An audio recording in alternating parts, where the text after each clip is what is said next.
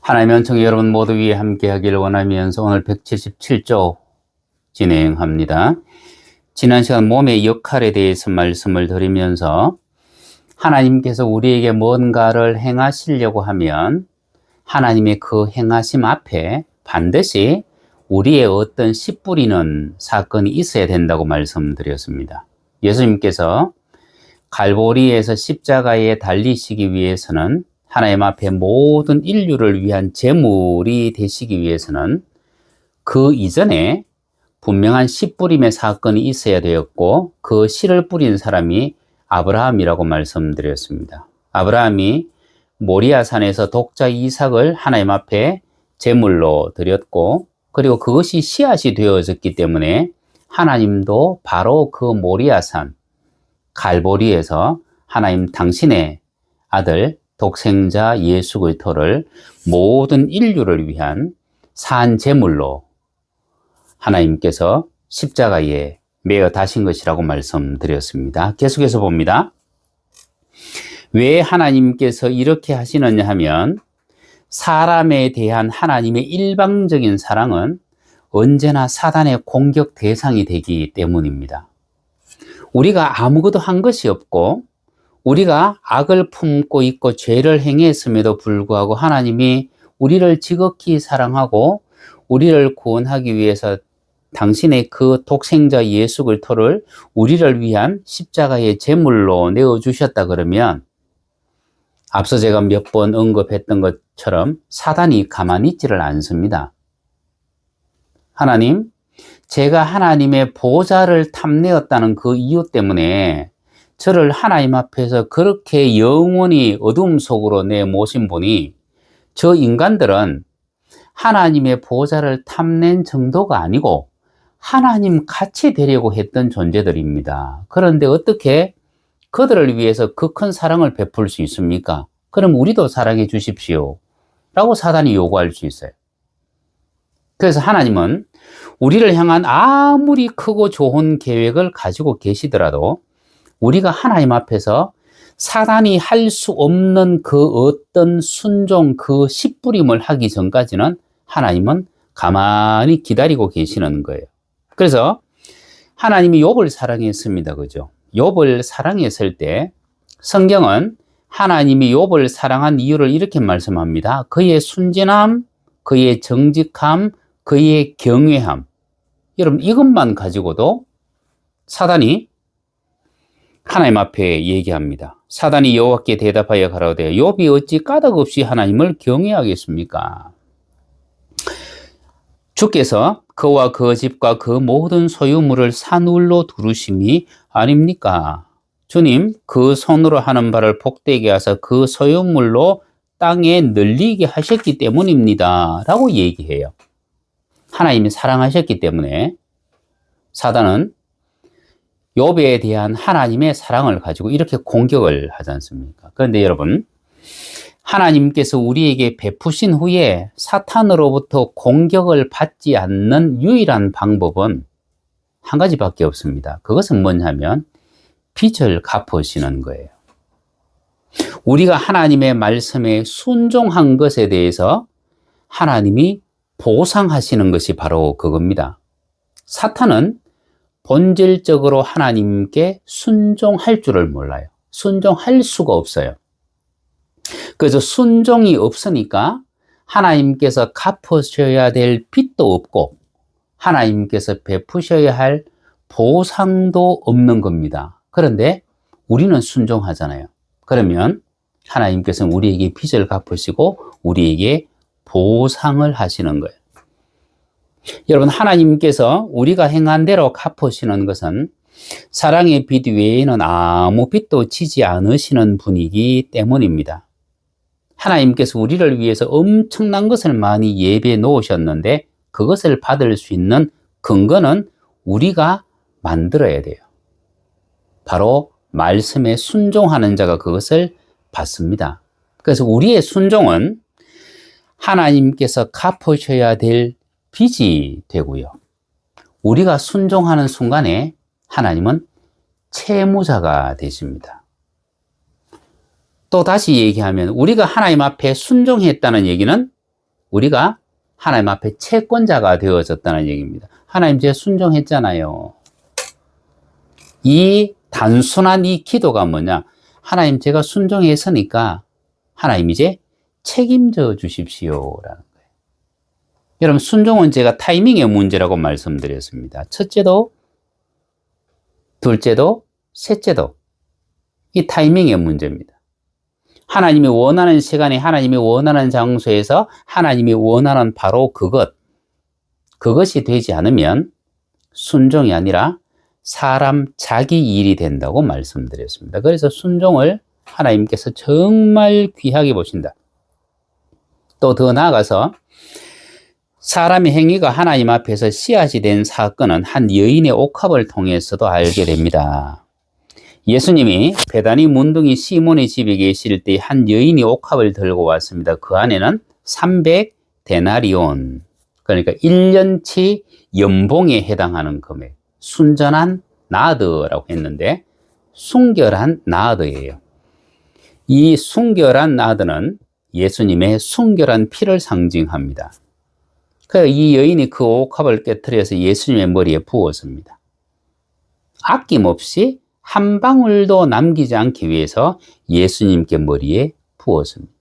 여러분 이 여인에게 있어서 이 값진 순전한 나드 한 옥합은요 그냥 단순한 물건이 아니에요. 그것은 바로 자기 자신과 같은 거예요. 여러분 그 당시에 먹고 살기 힘든 그 시대 2000년 전에 1년치 연봉에 해당하는 순전한 나드 향유에 이게 얼마나 귀했습니까? 이 현장을 지켜보던 사람들이 화를 내면서 여인을 책망합니다. 이때 예수님이 무엇을 말씀하시느냐 하면 너무나 중요한 말씀을 두 가지를 합니다. 첫째는 내 장례를 위해서 준비하고 있는 것이다.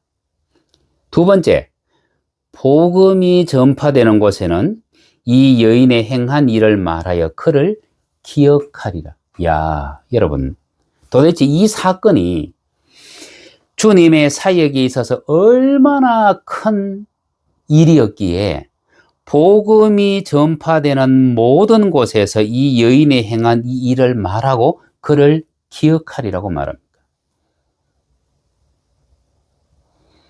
이 여인이 옥합을 깨트려 부은 이 사건은 예수님의 사역에 있어서 반드시 있어야만 되는 씨뿌림이었고요. 동시에 예수님께서 갚아야 될 엄청난 빚덩어리가 되는 거예요. 여인은 향유를 붓고 그저 울기만 했습니다. 여인은 자신이 한 일이 다음에 있을 엄청난 일을 위한 씨앗이라는 것을 그때는 몰랐습니다. 6월절 엿새 전에 말할 수 없는 감사함으로 행했던 이 일은 6월절 때의 엄청난 결과를 초래했는데 6월절 예비일 날에 예수님은 머리에 가시관을 쓰시고 십자가에 못 박히셨습니다. 여러분 그렇다고 해서 예수님의 모든 피가 다 흘러내린 건 아니에요. 여러분 우리가 예수님의 십자가 사건에 대해서도 우리가 오해하는 부분이 있습니다. 그것은 뭐냐 하면 머리에 가시관을 쓰고 손과 발에 못이 박혀서 피를 다 흘렸다고 얘기하는데 여러분 이것은요 있을 수 없는 일이에요.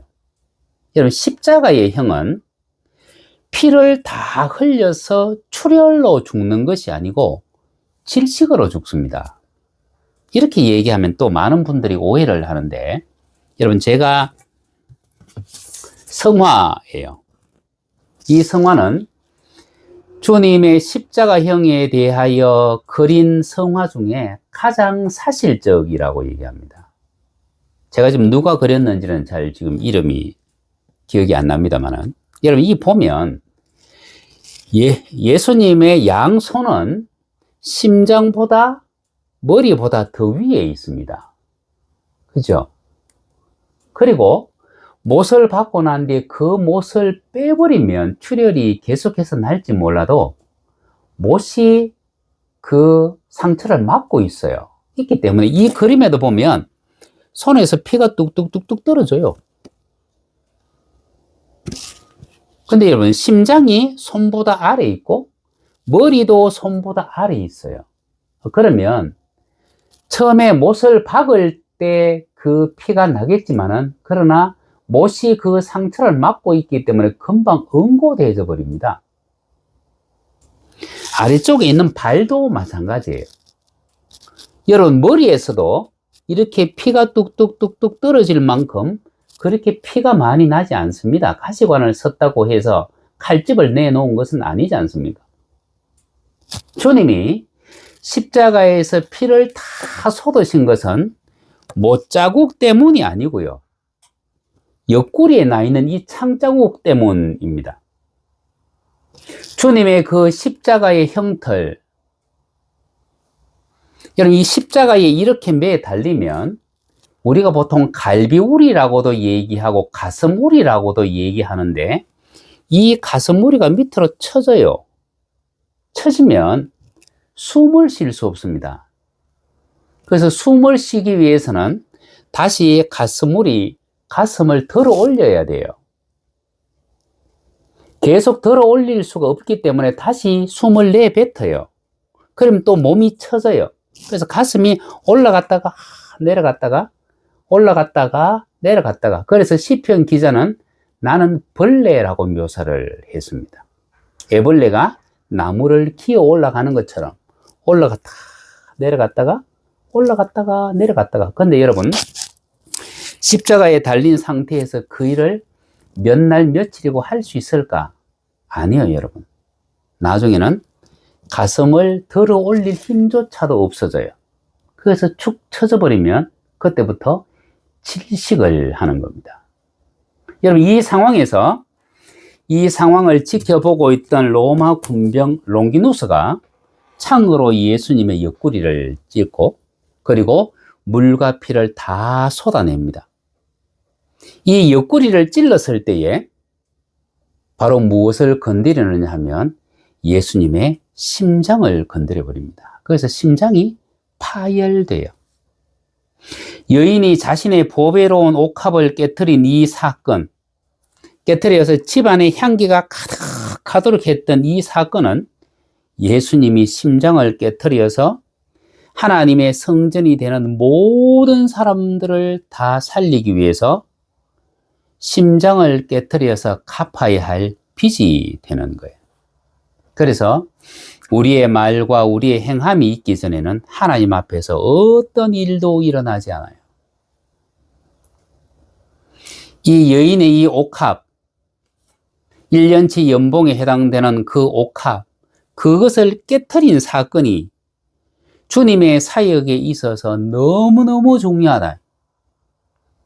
그 사건이 있었기 때문에 예수님이 십자가를 파열해서 모든 피를 다 쏟아낼 수 있었고, 모든 하나님의 피조물들을 다 회복할 수 있었다. 그러면 여러분, 이 사건이 얼마나 큰 사건이에요. 그래서 주님 말씀하셨잖아요. 복음이 전파되는 곳에는 여인의 행한 일을 말하여 그를 기억하리라. 여러분, 제자들 이름 기억하라는 말도 없어요. 구약에 있는 선지자들 이름 기억하라는 말씀도 없어요. 이 여인은 그냥 한 방에 하나님이 기억하는 사람이 되어버렸어요. 여러분, 바깥들에서 우리의 삶은 항상 열매를 맺습니다. 선한 열매를 맺기도 하고 악한 열매를 맺기도 합니다. 그런데 열매를 맺었다고 해서 끝이 아닙니다. 그 열매 안에는 또 수많은 씨앗들이 들어 있습니다. 그죠? 우리가 이 땅을 살아가는 동안은 심음과 거두음이라는 이 법칙이 끊임없이 계속되어집니다. 심고 거두는 이 법칙은 하나님이 사람을 만드시기 전에 이미 만들어 놓은 법칙이에요.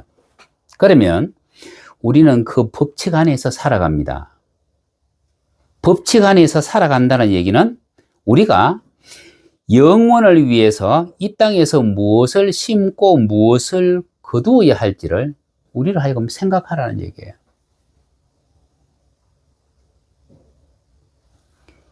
이것을 알고 있어야 우리가 하나님 앞에서 우리가 영원히 하나님이 기뻐하실, 영원히 하나님의 나라에 기록될 바로 그 씨앗을 우리가 뿌릴 수 있고 우리가 행할 수 있기 때문입니다.